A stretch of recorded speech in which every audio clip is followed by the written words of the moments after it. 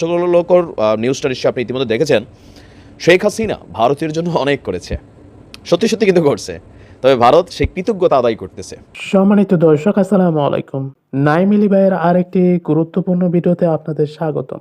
আরেকটি নতুন ভিডিও নিয়ে আপনাদের সামনে হাজির হলাম, তাই ভিডিওটি না টেনে সম্পূর্ণ দেখার অনুরোধ রইল। গণমাধ্যমে এই নিউজটা দেখে আওয়ামী লীগের নেতাকর্মীরা যেমন একদিকে উচ্ছ্বাস করছেন, আনন্দ করছেন, কেউ ফেসবুকে নানা ধরনের পোস্ট করছেন, অন্যদিকে সমন্বয়কদের জন্য অথবা অন্তর্বর্তী সরকারের প্রধান উপদেষ্টা ডক্টর মোহাম্মদ ইউনূসের জন্য একটা বিশাল ধরনের দুঃসংবাদ আসছে। আমি আগে বলছি যে সিদ্ধান্তটা এই রকমই করা। শেখ হাসিনা ইস্যুতে ভারতের অবস্থান সর্বশেষ যেই আওয়াজ ভারতের সরকার থেকে উঠছে, আপনি ধরে নিতে পারেন যে এই সরকার তো দূরের কথা, পরবর্তী যে সরকারও আসবে ভারতের কাছে যদি মনে হয় যে ওই সরকারটা শেখ হাসিনার জন্য ক্ষতির কারণ হতে পারে, কখনোই শেখ হাসিনাকে ফেরত আনা সম্ভব হবে না। ইভেন তিনি যতদিন বাইচে আছেন ততদিনও তাকে বাংলাদেশে আইনা বিচারের জন্য আনা এটা সম্ভব হবে না। আজকে চাঞ্চল্যকর নিউজটা নিশ্চয়ই আপনি ইতিমধ্যে দেখেছেন। শেখ হাসিনা ভারতের জন্য অনেক করেছে, সত্যি সত্যি কিন্তু করছে, তবে ভারত সে কৃতজ্ঞতা আদায় করতেছে। ভারত বলছে যে শেখ হাসিনা ভারতের জন্য যা যা করছেন এটা অনেক, সুতরাং তাকে সারা জীবন ভারতে থাকতে দেওয়া বলে উচিত। কে বলছেন? ভারতের কংগ্রেসের নেতা মণিশঙ্কর আইয়ার।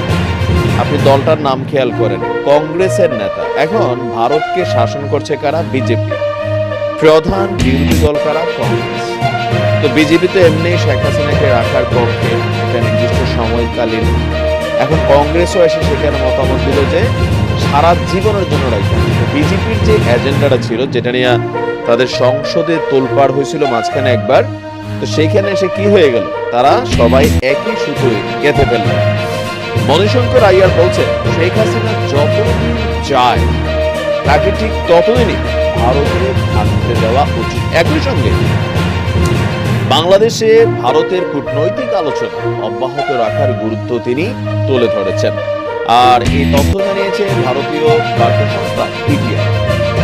ভারতের পিটিআই থেকে বলা হচ্ছে যে শেখ হাসিনা পালিয়ে ভারতে আশ্রয় নেওয়ার পর থেকে তিনি সেখানে আছেন। বাংলাদেশ সরকার গেল কয়েকদিন আগে তার পাসপোর্টটি বাতিল করেছেন, তবে তার পাসপোর্ট বাতিল করলেও এর কোনো প্রভাব পড়েনি শেখ হাসিনার উপর, কারণ ভারত সরকার তার ভিসার মেয়াদ পাসপোর্ট ছাড়াই বাড়িয়ে দিয়েছে। এছাড়া গ্রেপ্তারি পরোয়ানা জারির পর ভারতের কাছে শেখ হাসিনাকে ফেরত চেয়ে যে কূটনৈতিক বার্তা দিয়েছে, সেই বার্তাটিরও কোনো ধরনের জবাব ভারত সরকার বাংলাদেশকে দেয়নি।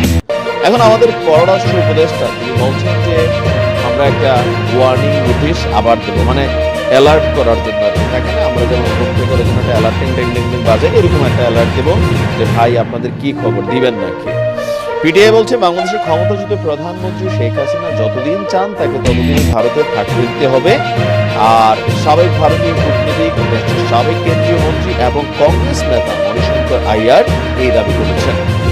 হাসিনাকে প্রত্যর্পণের জন্য বাংলাদেশের দাবি, তিনি বলছেন শেখ হাসিনা আমাদের জন্য অনেক ভালো কিছু করেছেন। আমরা আশা করি এই বিষয়ে আমরা কখনোই দ্বিমত করব না। আমরা খুশি যে তাকে ভারতে আশ্রয় দেওয়া হয়েছে। আমরা মনে করি যতদিন তিনি চান তাকে ভারতে আশ্রয় দেওয়া উচিত, এমনকি যদি তাকে সারা জীবনের জন্য রাখতে হয় ভারতে, তাহলে তাই করা উচিত। আর গত মাসে ভারতীয় পররাষ্ট্র সচিব বিক্রম মিস্ত্রির ঢাকা সফর নিয়ে সন্তোষ প্রকাশ করে মণিশঙ্কর বলছেন বাংলাদেশের অন্তর্বর্তী সরকারের সঙ্গে মন্ত্রী পর্যায়ে নয়াদিল্লির যোগাযোগ স্থাপন রাখা উচিত।